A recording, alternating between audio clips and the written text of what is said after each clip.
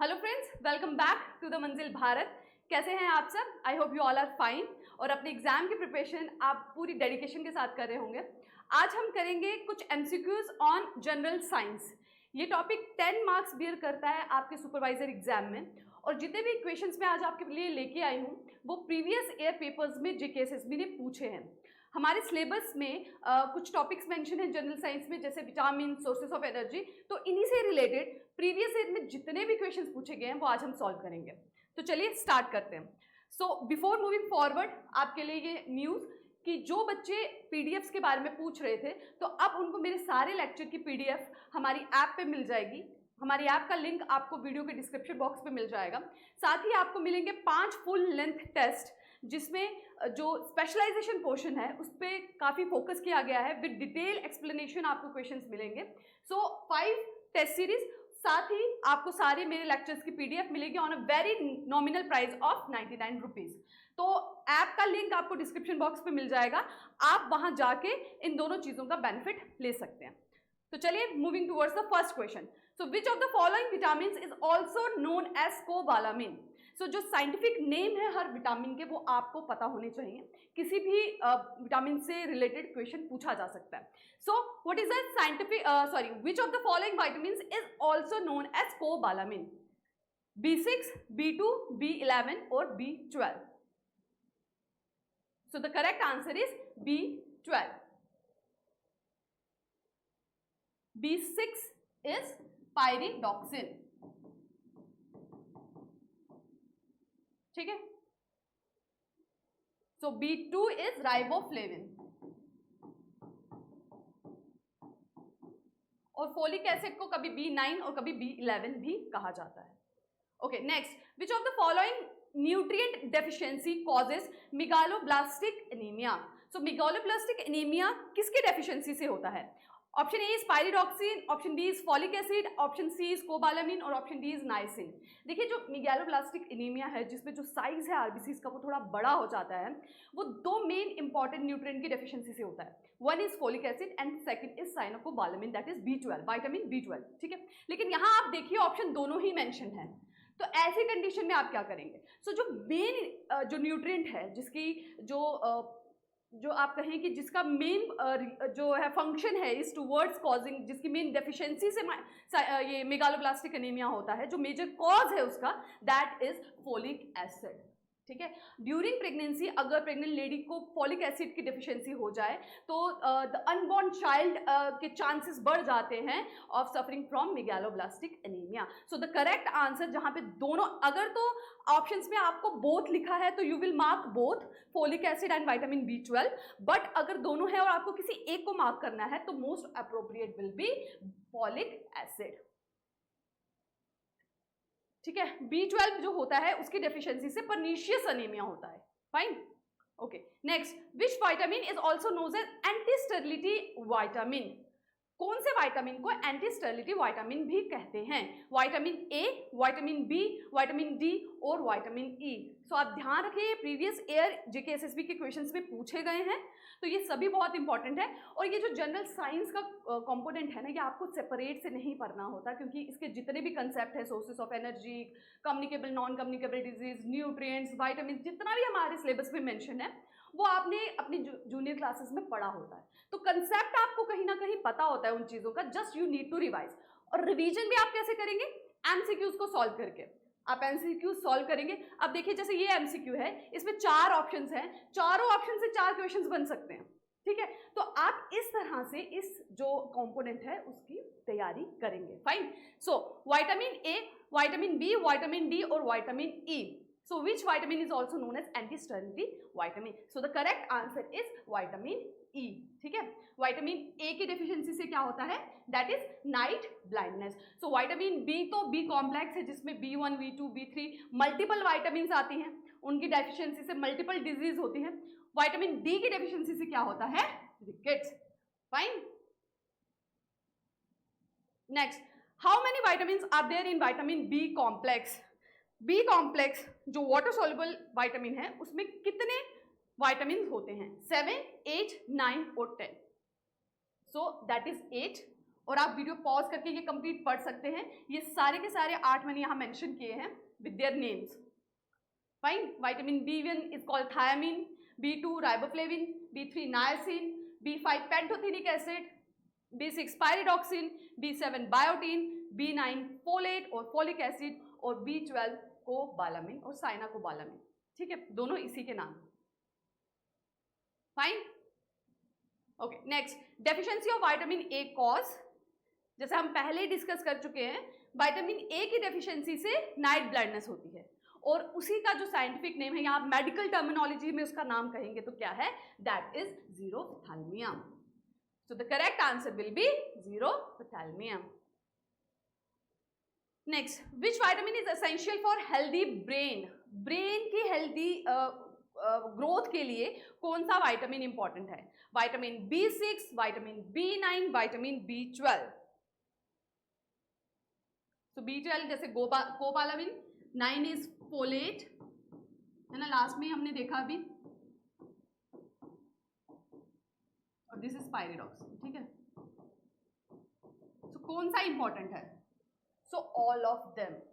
ठीक है, ये क्यों, उसकी एक्सप्लेनेशन मैंने यहां लिखी है, क्योंकि जो B6 है it helps in the synthesis of neurotransmitters.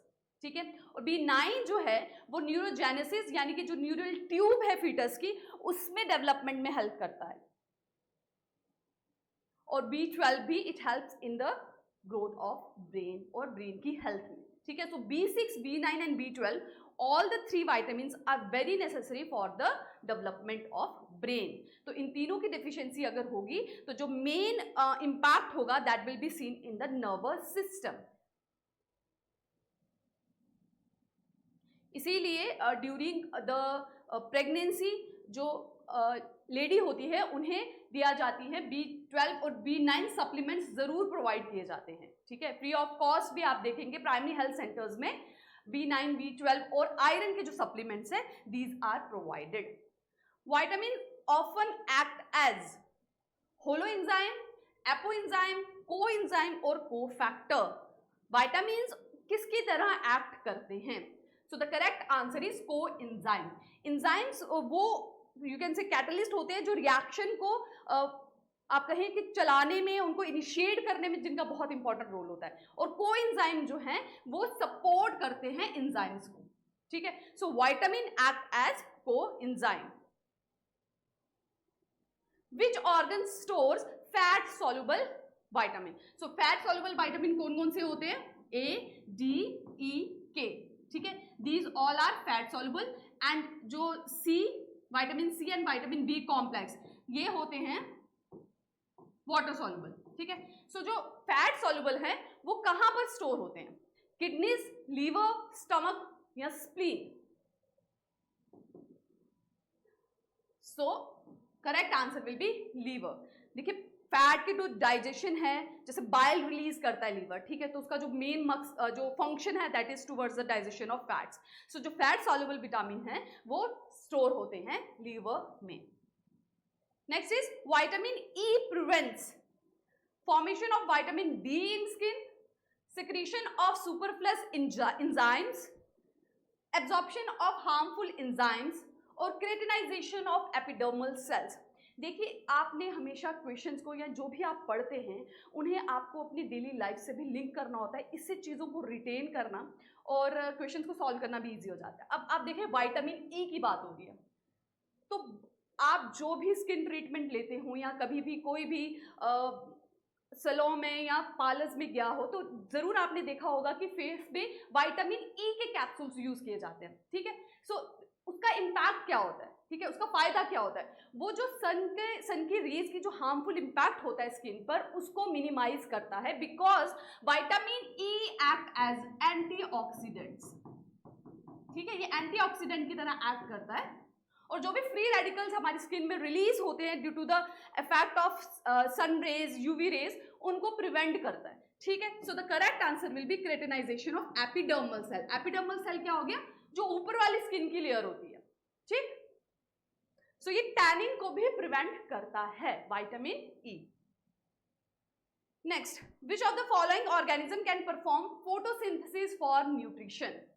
ठीक है, सो जनरल साइंस के क्वेश्चंस ज़्यादा ट्रिकी नहीं होते हैं, हमारी बेसिक नॉलेज से रिलेटेड ही होते हैं, बट ऐसा होता है कि हमने काफ़ी पहले वो चीज़ें पढ़ी होती हैं तो कहीं ना कहीं वो हम ना थोड़ा सा भूल गए होते हैं, तो just you need to recapitulate them just, ठीक है। तो इनमें से कौन से ऑर्गेनिज्म है जो फोटोसिंथेसिस करते हैं? फंगाई, बैक्टीरिया, एल्गे और प्रोटोजोआ। ये आप सब ने अपनी क्लासेस में कहीं ना कहीं 7, 8, 9, 10 स्टैंडर्ड में ये चीजें पढ़ी होंगी, fine. So the correct answer will B algae. So algae perform photosynthesis for nutrition. Next, in which type of nutrition does, and nutrition भी हमारे सिलेबस में मेंशन है जनरल साइंस में, दैट्स वाई ये वाले क्वेश्चंस मैंने जो एमसीक्यूज की सीरीज है उसमें डाले हैं। In which type of nutrition does an organism ingest solid food particles and digest them internally? So autotrophic nutrition क्या होती है? जहां पर जैसे हमने algae का देखा जो अपना खाना खुद से बनाते हैं through the process of photosynthesis, ठीक है। So autotrophic nutrition हो गए जहां पे photosynthesis होती है, ठीक है, अपना खाना खुद से बनाना, फाइन। सो सेप्रोफाइटिक न्यूट्रिशन क्या होती है? सेप्रोफाइटिक न्यूट्रिशन होती है जो फीड करते हैं on the dead and decade, ठीक है, डेड एंड डिकेड ऑर्गेनिज्म पे या फूड प्रोडक्ट पे, उन पे आप कहें फीड करते हैं, ठीक। नेक्स्ट इज पैरासिटिक न्यूट्रिशन, जो होस्ट पे डिपेंड करते हैं फॉर देयर न्यूट्रिशन, ठीक है, that depend on host for their nutrition. So in which type of nutrition does an organism ingest solid food particles and digest them internally? So the correct answer will be holozoic nutrition, fine.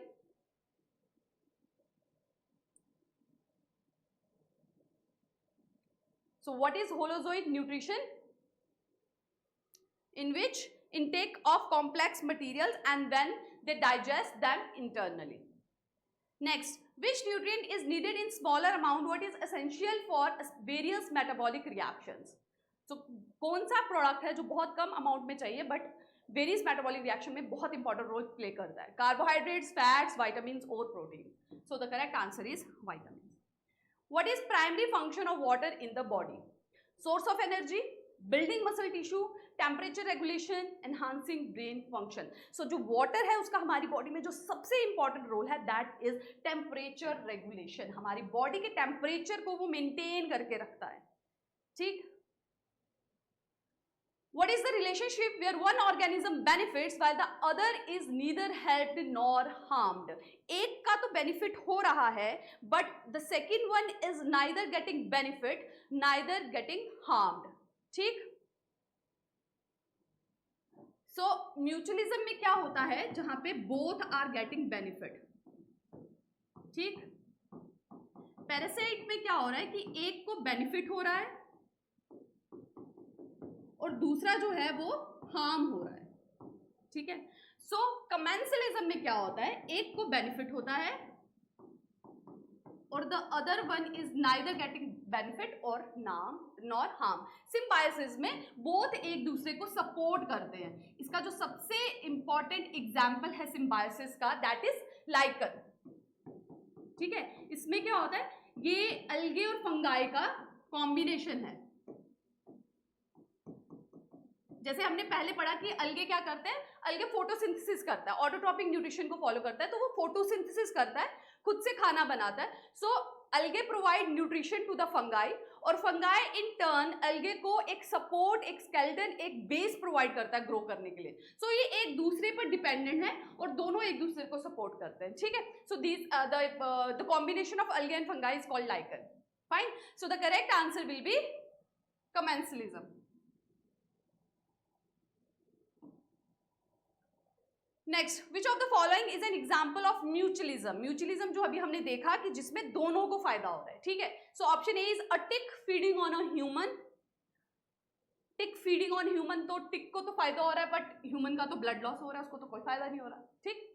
B, a tapeworm living in the intestines of mammal. इसमें भी tapeworm is getting benefited लेकिन mammal को तो infection हो रहा है। Bee is pollinating flowers with obtaining nectar. A lion hunting and killing a zebra, तो lion को फायदा है पर जेब्रा की तो जान जा रही है। बट सी ऑप्शन को अगर हम देखें, bee is pollinating flowers by obtaining nectar, ठीक है, बीज को नेक्टर मिल रहा है और फ्लावर्स की पॉलिनेशन हो रही है। So it is a example of mutualism. Next, what is the primary source of energy in a non conventional sources? Primary source of energy non conventional sources में से क्या है? कन्वेंशनल सोर्सेज क्या होते हैं? जो रेन्यूएबल होते हैं, सॉरी जो नॉन रेन्यूएबल होते हैं। Non conventional sources which are renewable, which are available in abundance, these are called non conventional sources, ठीक है। सो मेन प्राइमरी सोर्स क्या हो गया? दैट इज सन, ठीक है। कन्वेंशनल सोर्सेज के एग्जाम्पल हो जाएंगे fossil fuels,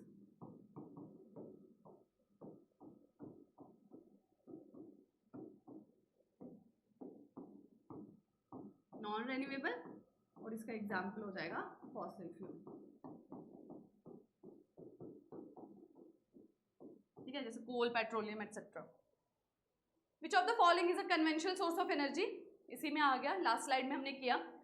so A is a non conventional, geothermal is a non conventional, wind is a non conventional, fine. So the conventional source of energy will be coal. Next, which conventional source of energy is known for its high energy density and clean burning? Source conventional है, ठीक है, that is non renewable, लेकिन still it is clean in burning और energy density बहुत high है. So option A is natural gas, B is coal, C is petroleum and D is hydropower. So natural gas जो है it is considered as a clean burning and has a high energy density. So what is the pH of blood? What is the pH of human blood? So option A is 7.4, option B is 2.4, option C is 11 and option D is 14. So the pH of human blood is 7.4. So it ranges between 7.35 to 7.45. Fine. Next, which among the following usually regulates breathing in humans? Humans में breathing कौन regulate करता है? The number of red blood cells, the amount of HB in the blood, inherent genetic control और carbon dioxide level and pH sensor. तो breathing rate जो है वो high हो रहा है कि लो हो रहा है, फास्ट हो रही है, डीप हो रही है कि शैलो हो रही है, वो किन चीज़ों पे डिपेंड करती है? So the breathing rate of an human is depend upon कि ब्लड में कार्बन डाइऑक्साइड का लेवल कितना ज़्यादा है, ठीक है। जब कार्बन डाइऑक्साइड का लेवल बढ़ जाता है तो ब्रीदिंग रेट इंक्रीज हो जाता है कार्बन डाइऑक्साइड को फ्लश आउट करने के लिए और ऑक्सीजन को इनहेल करने के लिए, because carbon dioxide increase the pH of blood, ठीक है, और उसको लेवल पे लाने के लिए breathing rate then get increased. If a person is put on dialysis does he suffer from? अगर पर्सन की डायलिसिस हो रही है तो वो किस प्रॉब्लम से सफर कर रहा है? Heart disease, kidney disease, respiratory problem, none of the above. So the correct answer will be option B. So the last question will be penicillin is extracted from? penicillin vaccine है और vaccine और immunisation का topic भी हमारे syllabus में mention है। सो ये किससे एक्सट्रैक्ट की जाती है? यीस्ट से, लाइकन से, algae से कि फंगस से? penicillin is extracted from, so penicillin is extracted from fungus. Fine. So that's it for today's MCQ series. मैं लेस लेक्चर में आपके लिए लेके आऊंगी जो रिमेनिंग टॉपिक्स है जनरल साइंस से उनके रिलेटेड MCQs, तो आप भी अपने बेस पे MCQs को ज़्यादा से ज़्यादा सॉल्व कीजिए ताकि जो है आपकी प्रैक्टिस बहुत ज़्यादा हो जाए। और जहाँ तक आप कह रहे हैं कि एग्जाम के पोस्टपोन की, may be it get postponed, बहुत से रिक्वेस्ट कर रहे हैं JKSSB से, but we can't trust on it, क्योंकि हमने पहले भी देखा है कि एग्जाम्स टाइम पर हुए हैं, अनएक्सपेक्टेड डेट पे उन्होंने निकाल दिए। तो अभी आप ये मान के चलिए कि 23 जून को ही एग्जाम है, तो आप अभी रेस्ट नहीं कर सकते। अगर तो पोस्टपोन हो जाता है तो इट इज़ वेरी गुड, आपको और ज़्यादा टाइम मिल जाएगा, बट इनकेस नहीं होता है तो you have to work hard, ठीक है। तो आपको इस जो अपॉर्चुनिटी है इसको लूज नहीं करना है, क्योंकि लास्ट टाइम एग्जाम 2015 में हुआ था और इतने बड़े गैप के बाद अब एग्जाम हो रहा है, तो you need to work hard. Fine, so take care, keep working hard and thank you.